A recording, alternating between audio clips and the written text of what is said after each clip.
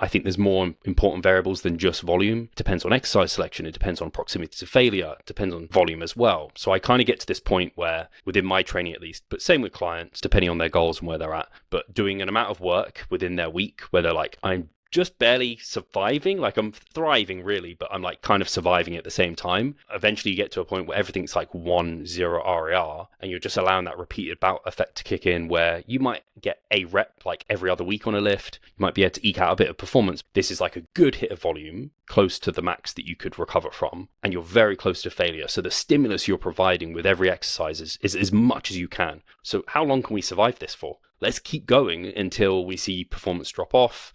This video is for educational entertainment purposes only. Hey everybody, I'm here today with Steve Hall. Steve is a WNBF pro, an online fitness coach, and the host of the Revive Stronger podcast, which is my personal favorite fitness podcast. I think I've watched almost every episode for the past 5 years. So Steve, I'm super excited to speak with you here today. Man, I didn't know, we're obviously speaking off air, so I knew you'd listen to a lot of episodes, but I didn't know it was your personal favorite. That is saying a lot, so I really appreciate that. It's been going a long time. We're going to have episode 500 this year. I'm very excited. That's already recorded, actually. You were asking me if I pre-record episodes. That was one I needed to get pre-recorded because I have some busy individuals on that episode who I wanted to get together. Yeah, thank you for having me on. It's always nice being on the other side of the kind of conversation, as it were, the person who has to speak more. And I always say, like, I struggle to speak a lot, and then I end up rambling, as I just did here. So, AJ, thank you for having me.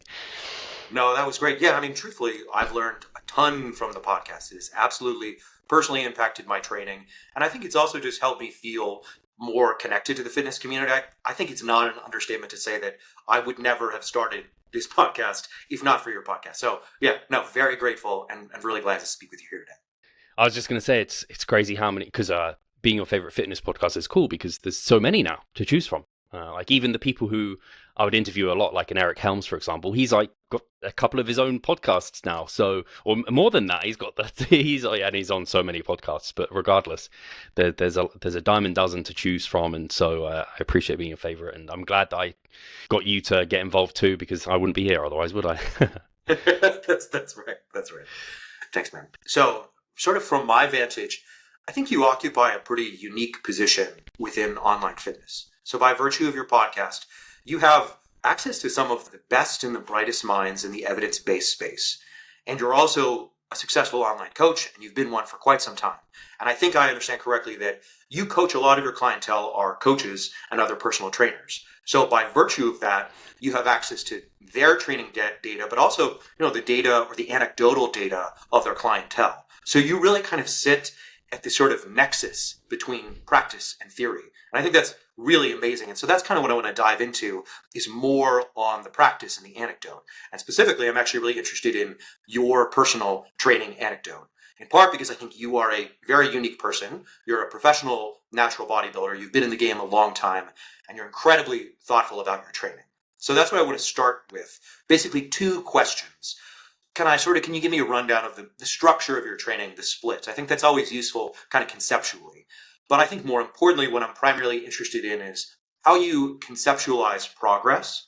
Because I know that we spoke off air and I know a little bit about your background, of course. And I think previously in the past, you followed some of RP's principles in terms of escalating volume over time or reducing RAR and approaching getting closer to failure within a mesocycle. I'm not certain what you do now. And I think there's lots of, as you're fond of saying, right, there's many roads to Rome, right? There's lots of ways to skin a cat.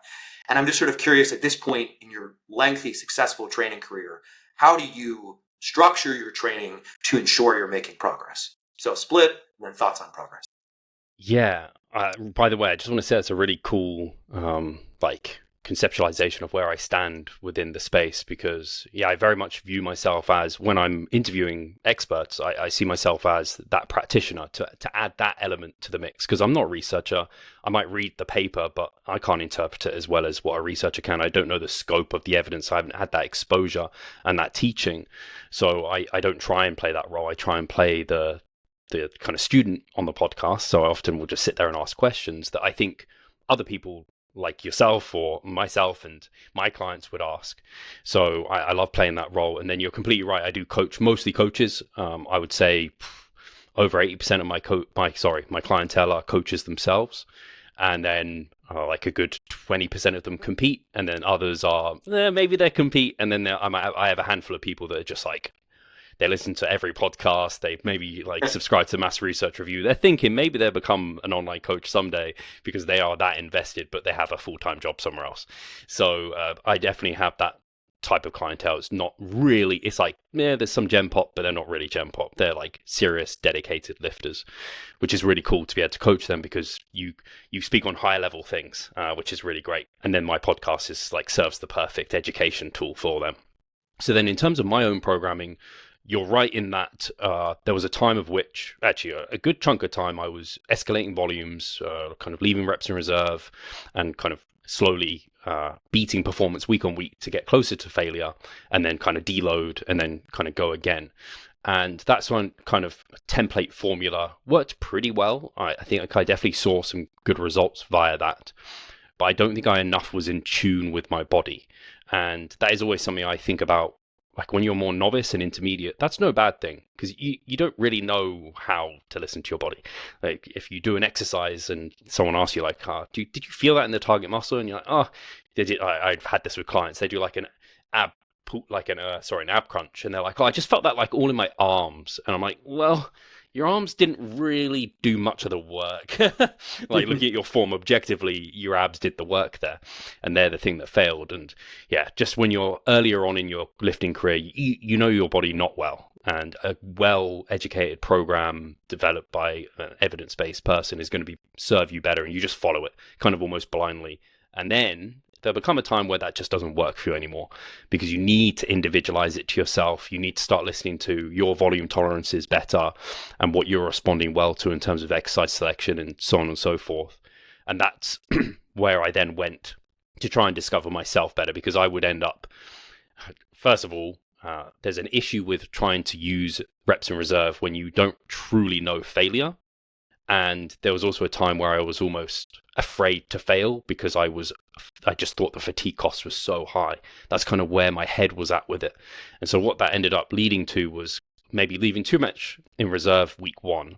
And then that meant I wasn't all that fatigued, so I could add volume. I'd end up adding volume, and I'd kind of term this getting into like a bit of a volume trap, where you've got heaps of quantity, but the quality of work in terms of like how close to failure you are isn't all that good. I'd force myself into basically an overreach from just loads of volume, deload, and then quite often I'd end up rotating exercises. I don't think that's something that RP espouses too much anymore, but there used to be a time like deload, then rotate exercises. And so I basically end up relearning a lot of the time and not progressively overloading. So I did see decent results via some of those kind of principles, and I think I just inappropriately applied some of them. And there's some I'm not sure, like you said, I think we were talking off air, that you don't have to agree with everything one person suggests. You can kind of discover things for yourself. And that's what I like to do with the podcast, is like, I don't agree with everything every guest always says. I kind of pick and choose the bits, apply, see what works. And I love that. And that's what's kept me going so long. So all that being said, and I could talk so much about those sort of things, but to talk about my split right now.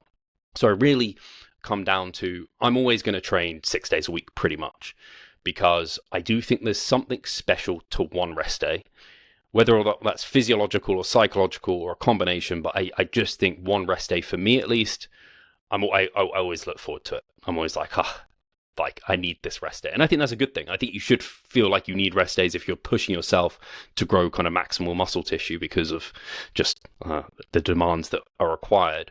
But I need the 6 days then to spread the volume because, one, I want to get the highest quality volume done possible, so spreading it over more days makes sense.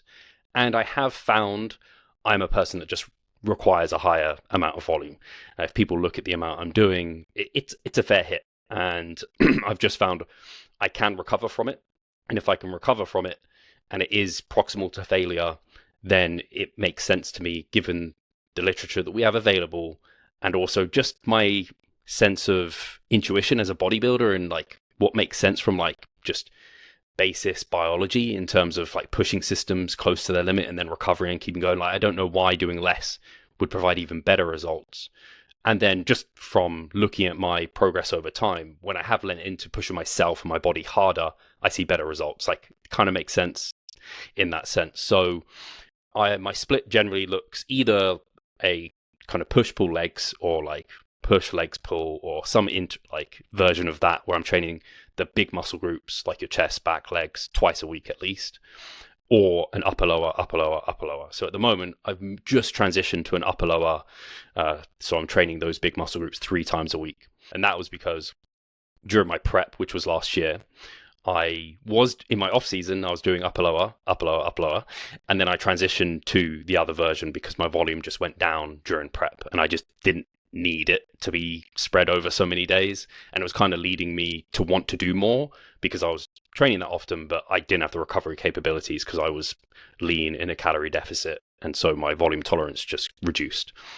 But now I don't know how many months, almost a year, from the stage, from when I at least first stepped on stage last year, which was, I think in September actually. So I'm almost a year from that, and my volume tolerance has just crept up as I've recovered, and I'm in a surplus, and I'm at like a body fat that my body is happy to be at, and I can perform hard. So now I've just moved to upper lower 3 times a week, each upper and lower. And so that's my frequency for like the main muscle groups. But for my side delts, as an example, I've slowly crept those up over time. So on my previous split, they were 4 times a week, every upper body session. My lateral delts would get hit. Now I'm actually training them, I think, for the first time in my entire lifting career, every day. And that was basically inspired a little bit by Eric Helms, because I think he's doing similar. And both him and me, we're not the broadest of individuals. Our clavicle width isn't super wide, and our waists are, so we need that. Like, I need my shoulders as wide as physically possible. I've just never hit like a wall with joint connective tissue, or even seen performance drop from lateral delts. Not to say you can do it to infinite, but certainly I find I can do like 5 sets and I feel good off that. If I go over that, I start to feel like psychologically, I don't know if I'm engaged with that. I start switching off a little bit. And I just had Jake Remmett on my podcast, actually, where he talked about this. I forget what it was called. It was a PUOS, which stands for basically you get to this point of unsure if you're getting more benefits from extra sets within a single workout. He determined that to be 11 sets for a muscle group in one session. But that was like, obviously, there's so many assumptions made for that sort of thing. But the lateral delts obviously don't only get hit during that specific isolation movement, they get hit during your presses and things like this. So I just find for isolation based movements, much over like 5 for a single workout, it starts to get a bit much. So I spread those over 6 sessions. So I'm getting 30 sets for my lateral delts now.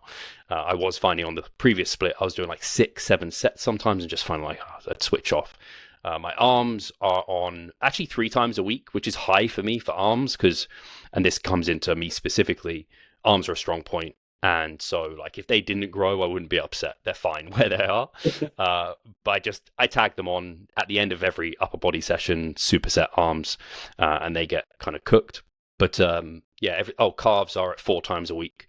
They seem to recover again. I could do calves more if I wanted to. Same with abs. I could, but psychologically, this comes to a term from Mike Israel, which is now kind of ever present, is that MRV, right?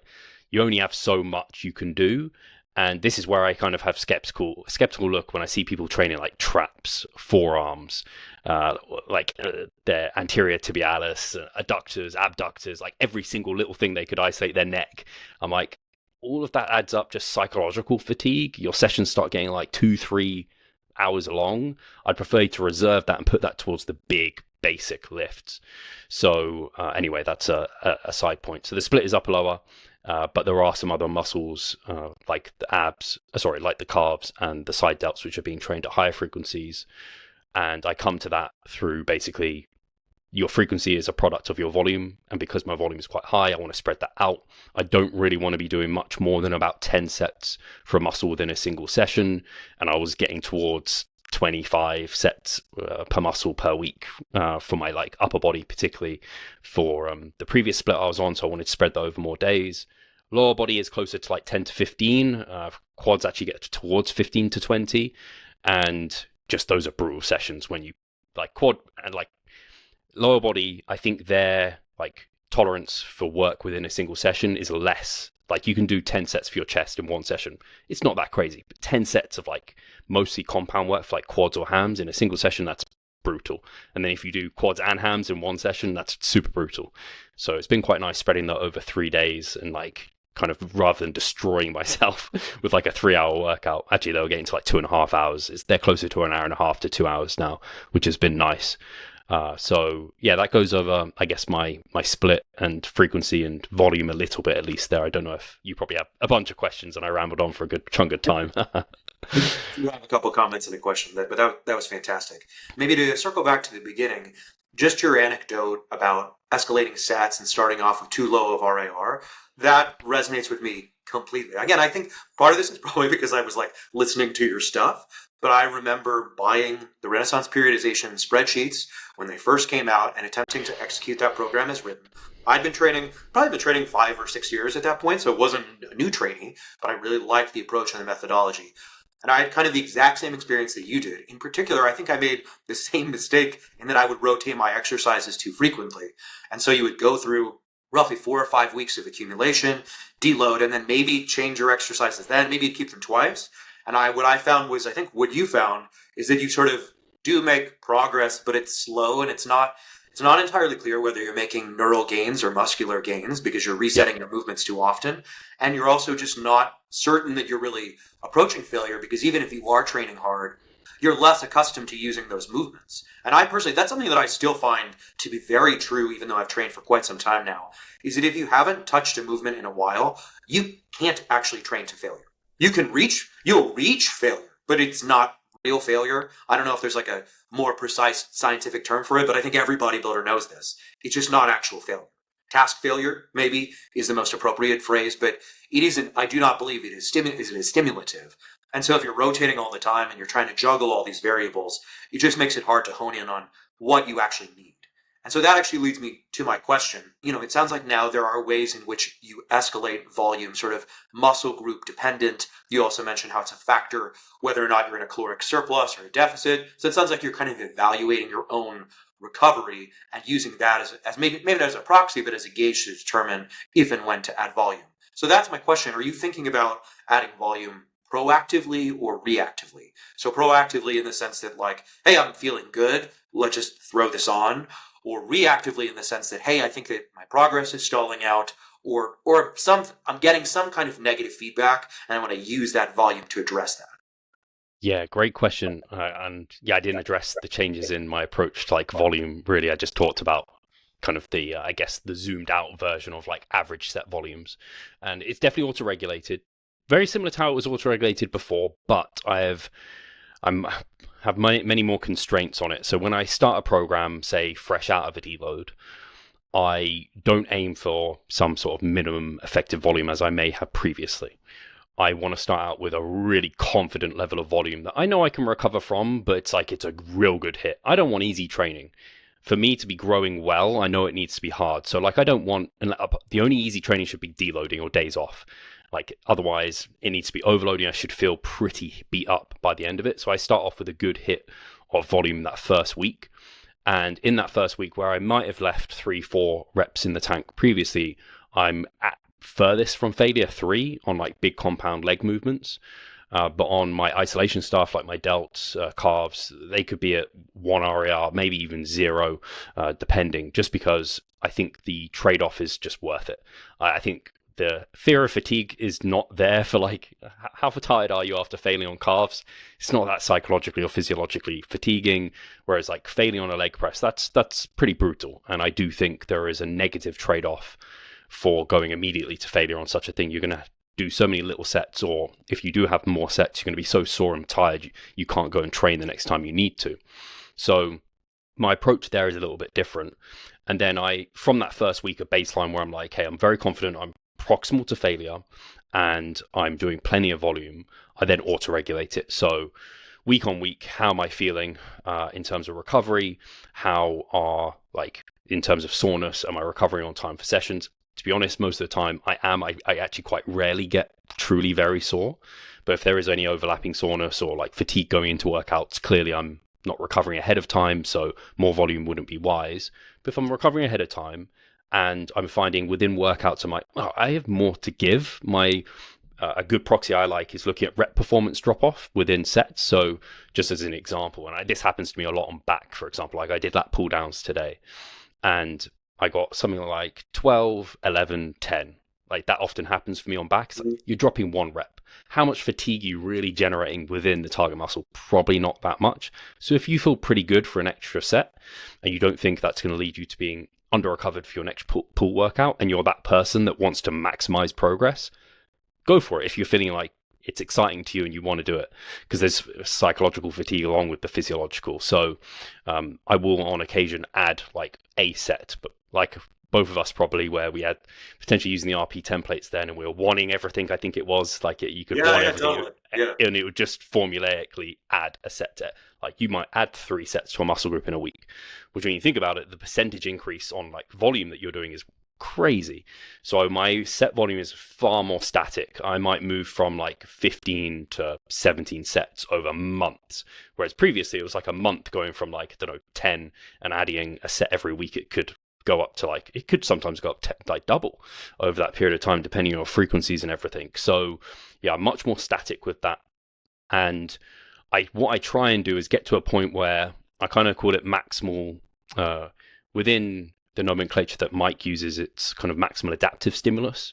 Or no, sorry, that's my nomenclature. Mike's is maximal adaptive volume. So he's again, right. It's always volume, right? And that's like the volume that you can adapt to and get better with and progress with. And then eventually you'll hit maximal recoverable volume, where that's like you repeat performance and then you probably want to deload after that. Whereas now I focus more on adaptive stimulus. So, because I think there's more important variables than just volume. Like it depends on exercise selection, it depends on proximity to failure, it depends on volume as well. So I kind of get to this point where, within my training at least, but same with clients, depending on their goals and where they're at, but doing an amount of work within their week where they're like, I'm just barely surviving, like I'm thriving really, but I'm like kind of surviving at the same time, where eventually you get to a point where everything's like 1-0 RAR, and you're just allowing that repeated bout effect to kick in, where you might get a rep like every other week on a lift. You might be able to eke out a bit of performance, but I'm focused on, this is like a good hit of volume, like close to the max that you could recover from, and you're very close to failure. So the stimulus you're providing with every exercise is as much as you can. So how long can we survive this for? Let's keep going until we see performance drop off, consecutively over multiple sessions, where it's a real sign. If you have a 1 rep drop off on one thing, don't freak out. It's not the end of the world. It's kind of similar to like one high weigh-in in a week. If the week as a whole you've dropped on average week on week, you're okay. You're in a calorie deficit. Don't freak out. Similar here. You want to have like, okay, clear signs of performance dropping session to session, and then probably some signs of overreaching or high levels of fatigue where sleep is a bit disrupted, or maybe just like motivation is a big one for me. For people who are driven, who love training, if the motivation drops off, yeah, normally it's because whether it's outside or inside the gym, stress is stress. You're just overstressed. You need to back off. So previously, as you mentioned, I would deload like every 5th week, and then maybe I moved to every 6th week. It was kind of like a bit of a like pre-programmed, but also when I saw it coming, I was just like, I'll force that deload then, which I don't think is a good recipe. So I'm much more static with things. I don't like forcing anything. I like it just to come to me. So I haven't actually taken like a week deload for over a year now. I've taken like a few days off here or there, but that seems to be enough to get back into the thick of things and be able to push for months. So yes, I have some of those principles that RP like, where you like start out a mesocycle and you have a bit of an intro week. It's like you ease yourself into the program, because if you go balls to the wall as you were the kind of week before you backed off, you're going to be in all sorts of trouble. But once the repeated bout effect kicks in, you're feeling kind of like the body is ready just to take a beating. Take that beating and try and like thrive in that very challenging situation for as long as you can. And yeah, sometimes for some people, it'll be a holiday that just pops up and they're like, like I've been training hard for a long time. I'll just take that as my deload. Or they get sick, their child kind of brings back something. Or for me, it's normally like a holiday or something disrupts me.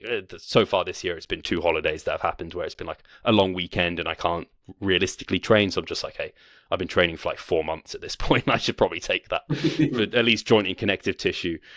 So yeah, that's kind of some... hopefully that goes some way to answer your questions at least.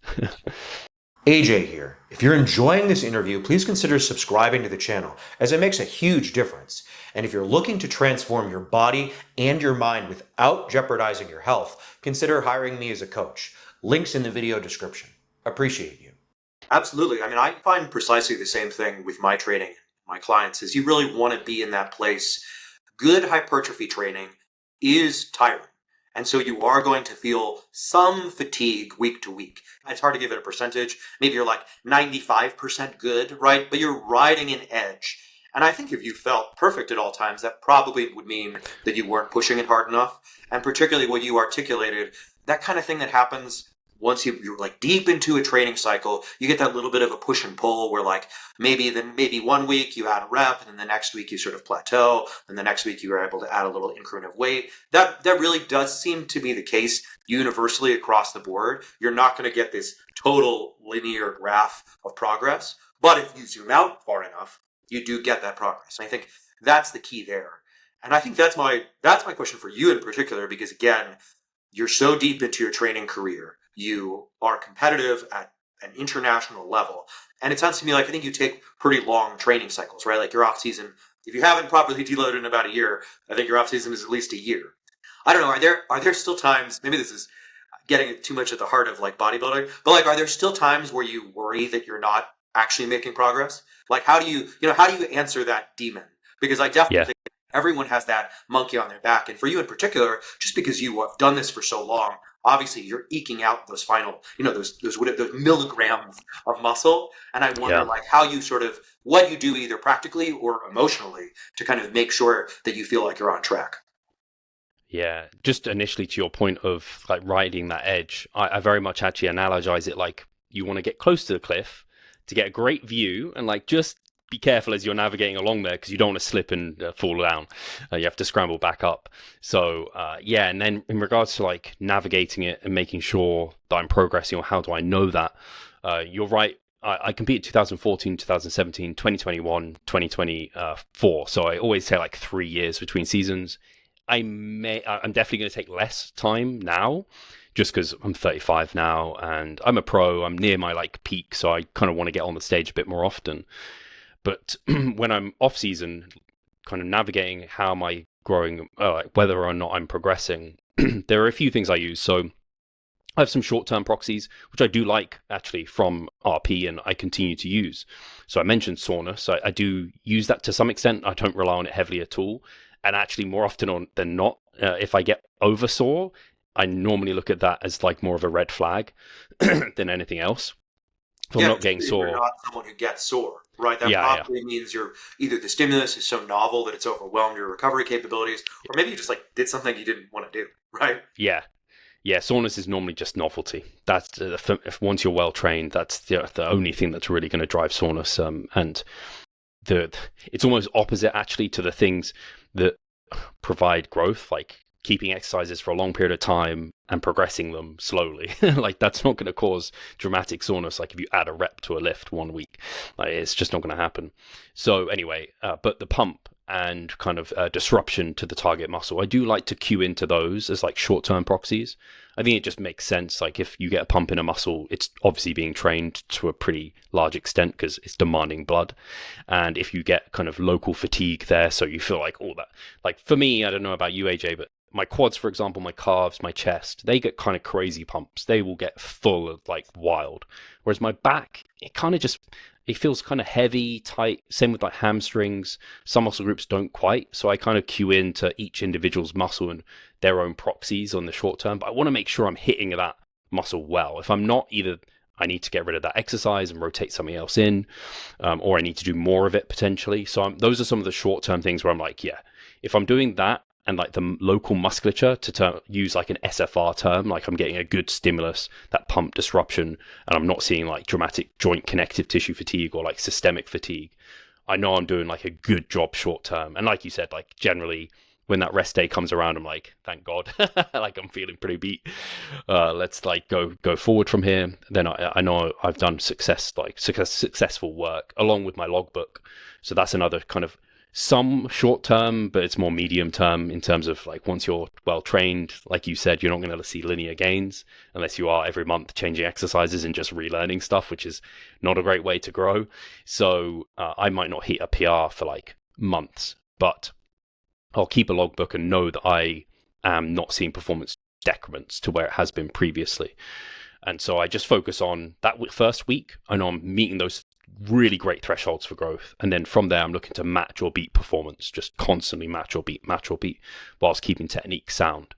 And so that's kind of stuff I'm doing in the short term, just focusing on the process, getting great sleep, being in a small surplus, seeing my body weight creep up over time, making sure I am like giving all the right signals for growth and just letting it kind of happen. And I very much just respect the process. I'm like, hey, what do I know?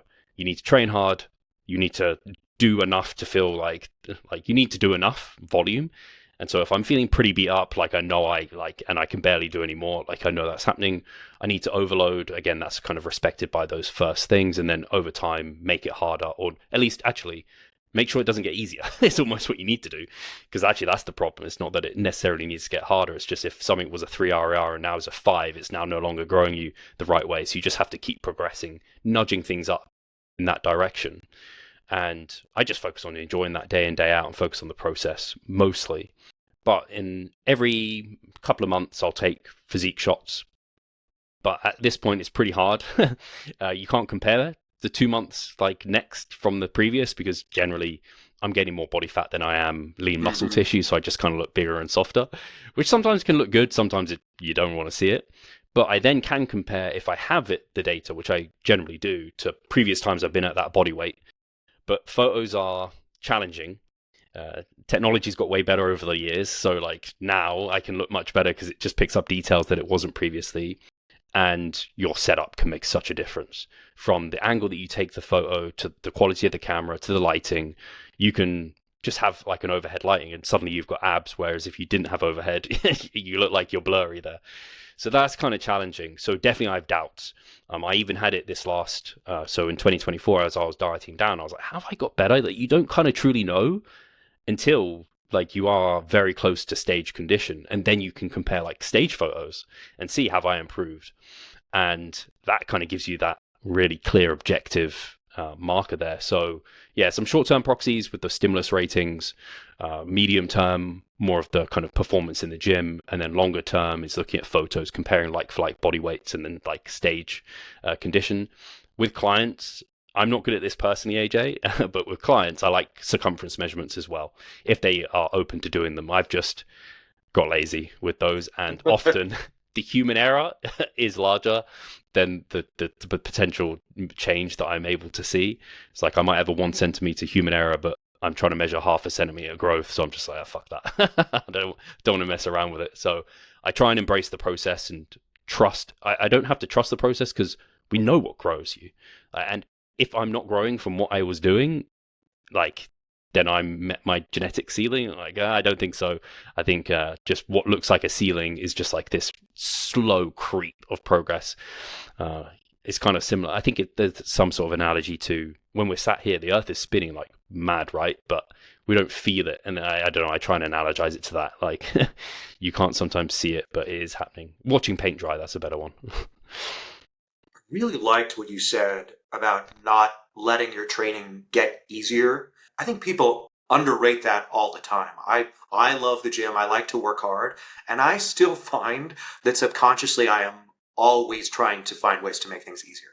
Like there's just no end to it.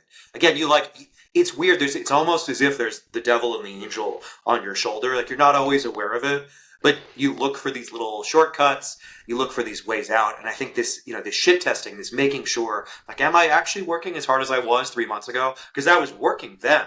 I knew that was getting me progress.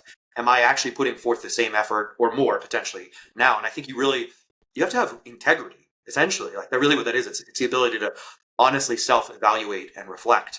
And I will also say, I kind of admire your equanimity. You really sound like you're almost at this like Buddhist Zen place where you're sitting in the river and letting it bring the fish to you. And I think I'm not there. I think I'm getting frustrated sometimes and throwing dynamite in the fucking water and blowing the fish out. But I appreciate that. Like that is what you have to do, right? Like this is particularly for you, right? This is a lifelong commitment.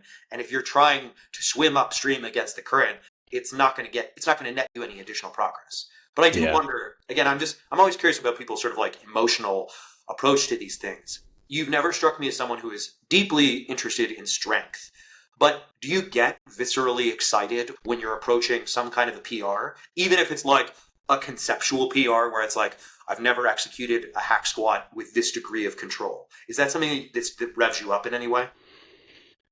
Yes, but not that often. That's funny, that Buddhist kind of thing, because normally it is a case of let the PRs come to me versus chasing them. But there is an element, and I definitely have this in my program, where I'm a bit of a like, and I've moved. This is something that I've changed my philosophy on a little bit, where like very careful about perfect technique, and that there's a horrible combination of worried about failure, then having like technical failure as your definition of failure. And then like suddenly, I think there were times I thought I was at 1 RAR and I was literally at 5-6 because I was like, so like, oh no, I slightly let my knee come in. It's like, fuck's sake, dude. Like that's going to happen as you push close to failure, as everyone knows, like things shake and rattle and like there's going to be some non-pristine technique. Whereas, yeah, if I look at my technique now versus where it was, like I look at it, ugh. Whereas actually I want technique that's safe but allows you to work brutally hard. That's something that I've emphasized more and more as over the last year, is just making sure I am really working hard. It's like you said for yourself, like I even had it, I've just introduced pendulum squats, so new movement, and I was progressing them. I've been the 3 weeks in, and I added, I think 5 kilos week 1 to week 2 and a rep.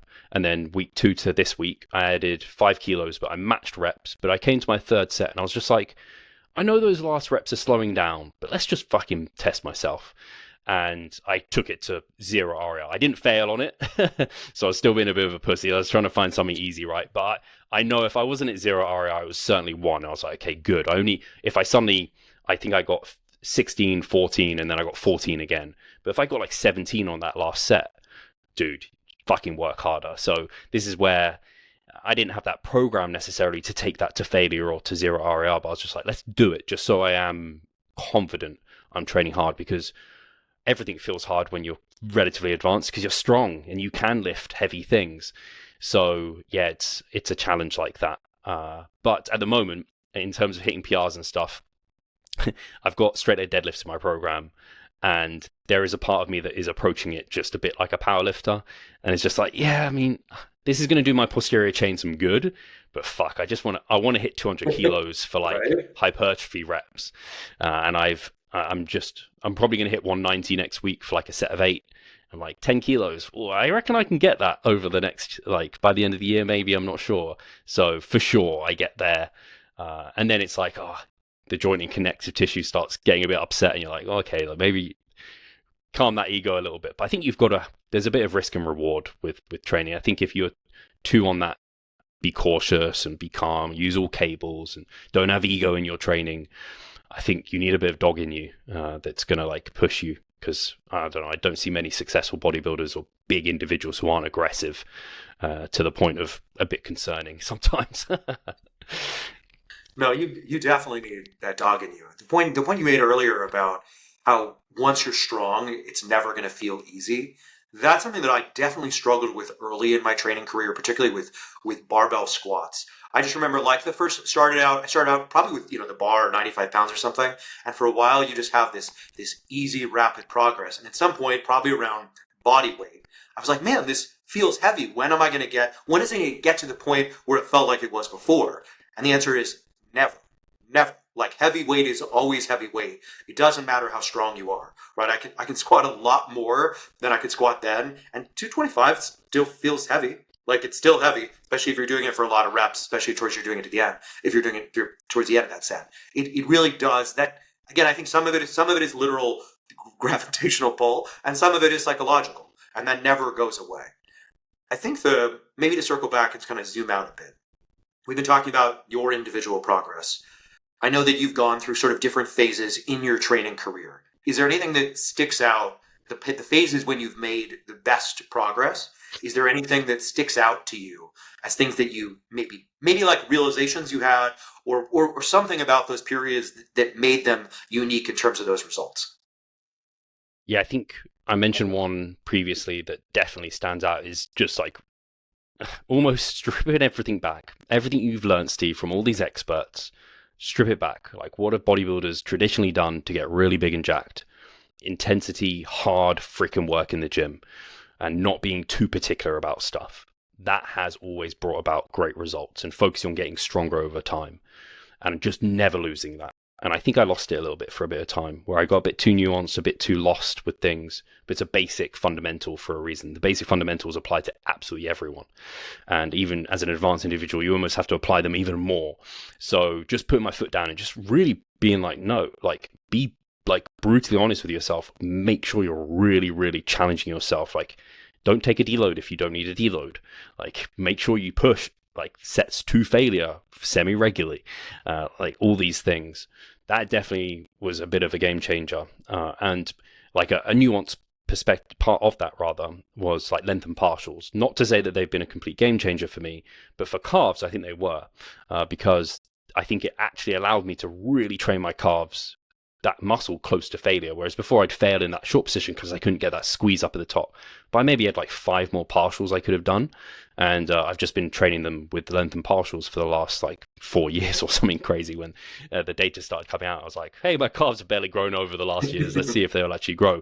Throw like something just being, just growing brutally hard on my calves. And again, it's that hard, like emphasizing, and not hard for the sake of hard. Like you can do things, non-specific things that are hard. Like, I don't know, like a rack pull is hard, and you can go real heavy, but I mean, what's it hard on? So you have to emphasize, let's be specific with that hard and make sure it's hard for a good reason. And then the other thing that really helped was between my 2017 to 2021 seasons, I gained almost 10 pounds of stage weight during that period of time, which is a really good hit of extra muscle. And I think what happened there was I just accepted fat gain and allowed my body weight to go to new highs that I hadn't before. So I do find it quite funny seeing these arguments about, oh, do you really need to be in a surplus? Like bulking is dead, like all of this. I'm like, man, like there's just no way a skinny, like 150-pound individual is going to get to a jacked 180 individual without being in a surplus at some point. Like it's going to have to happen. And so I was just previously a bit obsessed with like P ratios, if you've heard of that term, like partitioning. And that kind of got very much debunked actually through, I had some podcasts that went through that, I think with Eric Trexler and Mike Isabel, and they kind of debated it. And I think Menno had a bit of input on that too, but it's just a case of like being leaner isn't necessarily better for muscle gain. Actually, and I always revert back to now, really emphasizing training is the match that lights the fire for muscle gain. Nutrition's just permissive. So what I don't want people to do though is train really hard in the gym and not give the fuel, which is the nutritional side of things. So long story short is I allowed myself to actually gain at like actually a bit probably too fast a rate, but it was better than just maintaining or yo-yo dieting basically, and got to heavier body weights than I'd been before. So that was a big change. And then just over the last years reinforcing like Steve, just like really intensely push yourself, not silly, and make it hard in the muscles, but bringing back that basic component. So it's funny because it's basics. Again, reinforcing those. It's not like, oh, I don't know, I started increased my meal frequency to 6 times, or like I started taking EAAs as an intra workout. No bullshit like that. It's like the big rocks. No, it's never the minutia, right? We always want it to be the minutia because that feels doable. It's something you can sort of instantly understand and implement, but that's an illusion. That's not going to get you what you want. I think that the topic of weight gain is actually something I was having a discussion with a friend about recently. Right, so we know that recomposition is totally possible. I've experienced it. I'm sure you either have it personally or you've seen others do it. Also, to your point, you cannot magic your way from 150 pounds to 180 pounds without gaining weight. That's literally impossible. But I think the other X factor that I think we just don't know precisely is mass does allow you to move more mass. That's just physics. That is unequivocally true. Is it then also true that because you have this additional bulk, you're able to move more weight, do you actually get a greater hypertrophic stimulus as a result? Because you're increasing your tension, right? But you're doing so not necessarily through building muscle, but literally by having a greater force on the opposing end. Does that increase the stimulus and thus give you more growth? I don't think we know that. But I think, again, to circle back to the things you said, what is it that bodybuilders do? They gain weight. That's how people have solved this question, right? So rather than sit and pontificate against the whiteboard and try to come up with all these permutations, most people are like, no, man, I'm just going to fucking eat and gain some weight. And like that really is how you solve these problems. And that kind of is my question for you, because you, again, you're at this nexus between theory and practice. How do you personally, and I know you talked about trying out a length and partials, which sounds like that was smart and that makes sense, right? But like, how do you decide if and when to integrate some of these new ideas into either your personal training or to your work with other people? Yeah, great question.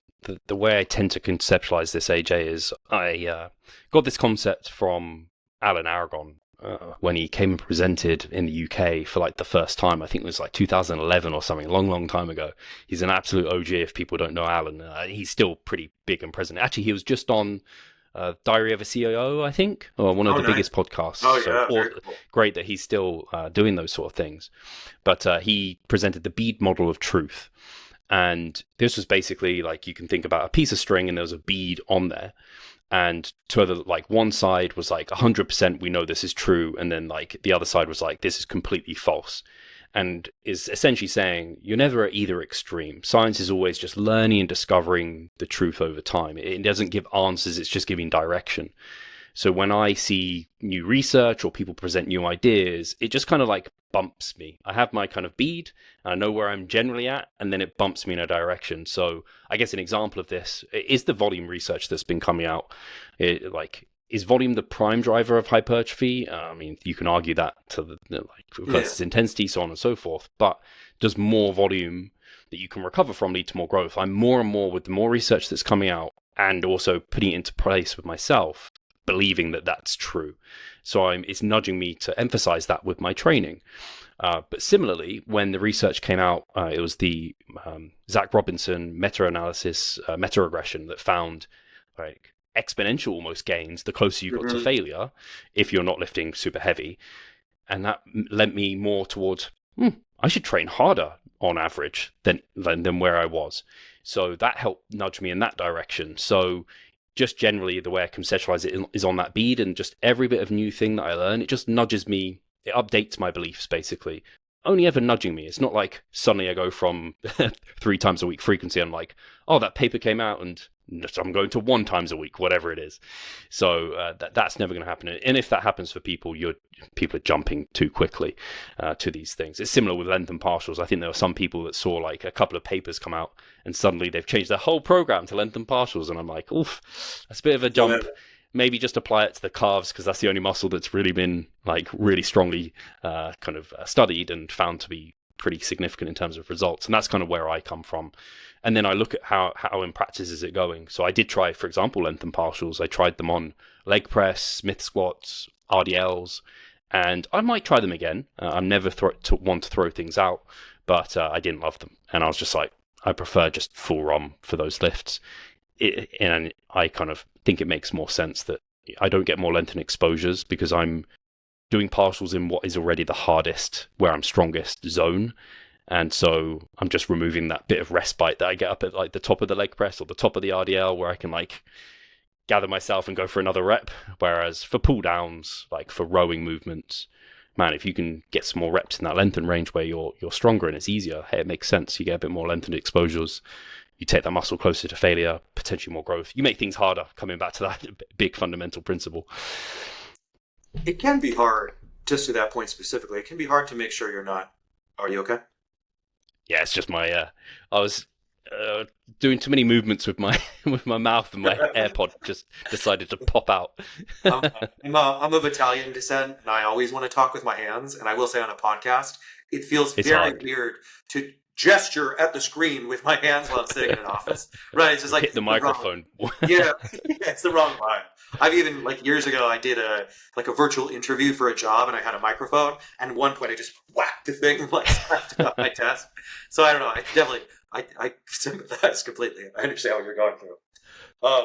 Yeah, just the point about making things hard, right? Like it is actually a fine line, because you have to make sure you're not making things hard in unproductive ways. Right, I think that, like kind of the classic example is doing Bosu ball squats, right? Those are harder than doing squats, but they're not harder in a way that's going to get you the outcome you want, because you've made it difficult on an axis that's not related to hypertrophy. The point you made also about volume and intensity, it seems like the evidence indicates that doing more is better. I would say that to me, that's also backed up by how the body responds. I know you're not enhanced, but how the body responds to exogenous hormones. Generally speaking, it's in a dose dependent fashion. So if you increase the amount of exogenous testosterone you apply, you will grow more, be able to perform more, and be stronger. That's how the body tends to work. And so this notion that we would somehow reach an arbitrary level of stimulus and then all of a sudden things would reverse just kind of isn't backed up by biology. That's almost never the case, how we function as an organism. It certainly is the case that you can fail to recover. But I think that's not necessarily the same phenomenon as applying too much stimulus, right? Those are related because certainly applying greater stimulus requires greater recovery, but they are still independent phenomena. And I think, again, that circles back to the point you were making about science in general, is that these things are not concrete answers. We don't have black and white thinking. We don't have black and white conclusions. We're only just sort of inching towards the truth. And that is hard to do. And that actually leads me to my next question, is that, and this is sort of fanciful, if there was something from exercise science that you could learn, like what would you want to know? That's knowable, right? Like I don't want to know how to make Steve 300 pounds, right? That's not real, but is there something that you feel like maybe we're on the grasp of understanding that could be knowable that you would love to see a study about or more evidence, maybe just more conclusive evidence on? God, yeah. I know that's a tough question. It is. I don't spend a lot of time thinking about that because I'm so focused on the practical stuff and maybe another way to frame it, and this might not be the case, but I'm certain it happens sometimes that you work with someone and things just don't click, right? Like there's some kind of, and is there something you wish you knew with them that might be more useful? Actually, something I would be interested in that you've kind of talked about, and we've talked about a little bit here, is there seems to be people that respond better to intensity versus volume. And that maybe that's why there's camps. And some people conclude that just choose your poison. It's got to be hard, either hard volume or hard kind of intensity. And I kind of struggle with thinking that it's kind of one or the other. And I think there's multiple ways to find it. Like you could do more reps in reserve and more volume and get an equivalent stimulus from doing fewer sets but closer to failure. And I kind of like to think that there's an optimal between the two that could be achieved. But I know, for example, that's actually something I would be interested in. So more research actually on high-level bodybuilders, very advanced individuals would be great over longer time courses. Because that's normally the limitations and normally the people who poo-poo science are it wasn't done long enough on advanced enough trainees. So I think those two things would be great to get more evidence on, just as a general thing. And then I think it's often, I don't know if it's assumed or thought, but more advanced individuals need to more often train with higher levels of intensity. I know I've heard Scott Stevenson talk about this along with Jordan Peters, and it may actually have been on your podcast where he referred to Jordan trying some reps in reserve and maybe not getting along with it so well. And he, for whatever reason, needs to keep growing and seeing his physiology change and create high enough stress, needs to train to very proximal to failure. And I'm kind of biology's biology. We're all kind of 99% the same or whatever it is. Why would Jordan be a special case where he has to take it to that limit? Is it because he's so advanced, he's so muscular that he has to? And I'm not sure. I'm interested to learn that. Is 3 RER still not a close enough threshold for him? Because that's still freaking hard training. So I'm kind of I'd like better answers for that. But it's hard because advanced individuals never want to give up their training to some researcher that could potentially see them get less gains. And then two, you're never going to get funding for long enough stretches of time, especially then to control nutrition and bits and pieces like that. And that's why actually coming back to what you said right at the start, practitioners are for my podcast, I interview a lot of practitioners who have been doing it for a long time. And often they're practitioners and researchers because you get that perfect mix because the research can't give you answers as we've said, there's limitations to it. But I can have worked with people for years and seen what they've responded well to and kind of lent into things and learned things. So, I don't know if I answered your question well there, AJ, but those are just some thoughts. No, that was fantastic, Steve. Yeah, I think I'll start with Jordan Peters because that was immediately what I thought of when you started to talk about whether or not people respond better to volume or intensity. My intuition, and I'm fully prepared to be wrong, my intuition is that it comes down primarily to psychology. And I think that Jordan Peters is a really good example of this. Because again, I don't know the man personally. Maybe I'm wrong. I mean, I have a parasocial relationship with him, right? But my impression of him is that he has a deep, deep emotional connection to his training. He listens to classical music. He will weep either in advance of or after sets. I know that he's also had periods of time where he had to take a step back from training. And I don't think it had anything to do with physical injury. I think it was like the mental strain he was imposing upon himself. And I would imagine that his conception of training is a war field. It is a battle zone. And he feels like he needs that. And I think if you're used to calibrating your training in that fashion, to then step back and attempt to do less would actually be very difficult and psychologically demanding and exhausting. Like in some ways, it seems to me like he's trained himself to perform in this fashion at maximal effort and intensity, and thus pulling back those reins would be harder for him mentally and psychologically, and thus less satisfying, and thus lead to worse results. But I made all of that. Like, I don't know that that's true, but I will say that it does. That is something I see with trainees in general. There is often a concordance in people's personalities and preferences and the ways they like to train in the gym. And that makes sense to me because, we spoke, I think off air maybe about Broderick Chavez. One of the things that Broderick emphasizes is that hypertrophy as an adaptation is a general adaptation. It is not nearly as specific as even more sports-specific adaptations or something like mastering chess, right? Like there are a lot of systems in the body that can ultimately result in increased skeletal muscle. And so there's a lot of ways to get there. And I think the key factor, the key controlling thing is what's up here. Because the longer you can do it without getting injured, the longer you can do it while being invested in the process, the more likely you are to yield results. And I think you are a perfect testament to that, right? Like you're still just chipping away at that marble. And the most important factor in all of this is Steve, right? It's not the BCAAs. It's not these little minutia, it's just you. And I think that's going to be unique to everyone because everyone has their own you. Yeah, so well said, AJ. That persistence piece, consistency, and I agree with you in terms of it being psychological. I think that comes down to that piece that a lot of people like to poo-poo, and even I definitely have in the past, of like preferences. So important because if you don't enjoy what you're doing, you're not going to adhere to it. And when I just think about Jordan, I can't speak for him, but I was part of that because that was when he spoke to Mike Israel on my podcast. Oh, that's right. Yeah, totally. Yeah. And my business partner at the time was helping him with programming with RER. And I don't think it was ran for that long. And when we come back to like how long, like if, for example, I don't take girth measurements because I'm like, hey, the human error is going to be too large to actually see the change. I'm not sure it was given enough time.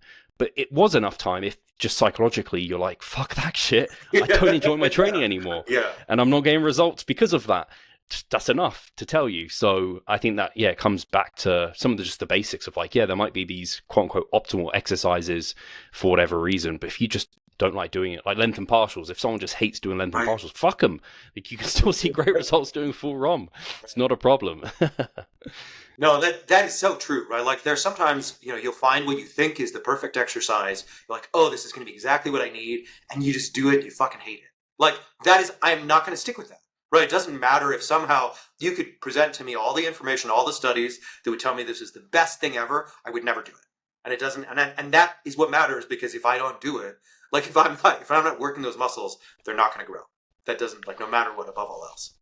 So I was just going to say, it's a challenging one because I think all of us like to think that our ultimate goal is muscle growth. So if there is something we can do to get more muscle growth, whether or not it's like that will become our preference because it creates more gains. I think that's where Jordan was coming from. He was like, hey, Mike, you seem really smart. Let's try this RER thing because it could provide me even better results.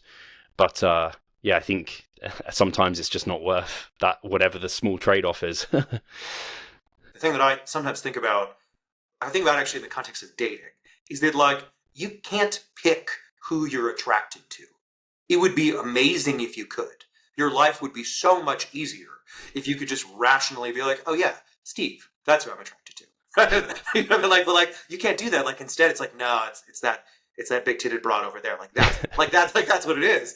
But And I think that some of it, yes, we wish we were like David Goggins and we could somehow just like white knuckle everything and just impose our will to get the best results. And I just don't think that that's real. I think that's probably not even real for David Goggins. I think David Goggins likes being a person who can impose his iron will on things, and that gives him satisfaction. It's fun. It makes me think of, this is a bit like a bit of a tangent, but I was talking about charity with my girlfriend and saying how like it's selfless, and then we were having just this philosophical discussion of like, is charity selfless though? Like, is there a true selfless act? Because you feel good for giving to charity. So is that selfless? Like, everything's in your own self-interest to some extent. Similar to, actually, I just interviewed Oscar Moscat. He's like an unbelievable. He came second at WNBF Pro World to Babacar, who's the best. He won the whole thing. So Oscar Moscat is an amazing natural bodybuilder. A lot of people look at him, they think he's like the next Phil Heath. He probably could be if he went enhanced. But regardless, he's so chill. Unbelievable. Like, he just doesn't really care that much about so many aspects. He trains really hard, don't get me wrong. He loves what he does. And actually, he leaves lots of like reps in reserve and does lots of volume because that's what he enjoys and that's what gets him going. And sometimes it's easy to think, oh, you could be better if you took this more seriously or if you did X, Y, and Z. But I think there's something to the fact he's chill, and it like could make him worse by trying something else. I think too often people try and separate psychology and physiology, and they're just so intertwined. Well, and also the way you present externally may not necessarily concord with your internal dynamic, right? Like Jordan Peters is also a good example. On your show, he's super soft-spoken and like really polite, and just seems like the nicest neighbor you could ever have, right? And he would savage you into pieces with his hands if he could. But that's just not, and again, I'm not saying he's a hypocrite, right? That's not at all what I mean. It's just that, like, whatever you feel inside isn't necessarily going to be the way you present externally. And so, totally. For sure. Maybe just sort of in closing, just to circle back to you, I think that, you mentioned you're going to want to be competing more frequently. Do you have a sense yet of when you might take a mini cut or even like approach the stage again? What's your sort of thinking there? Yeah, so I'm sitting like 14 pounds over stage at most. Wow. So I'm so exact, 14 pounds, like around 15 pounds. That's round to 15. So it's not much at the moment. And I don't anticipate getting much heavier than another like 5 or so pounds. And then a mini cut would kick in. And that would probably be towards the start of next year. And that could be like a bit of a pre-prep, or even it might be a mini cut that turns into a contest prep.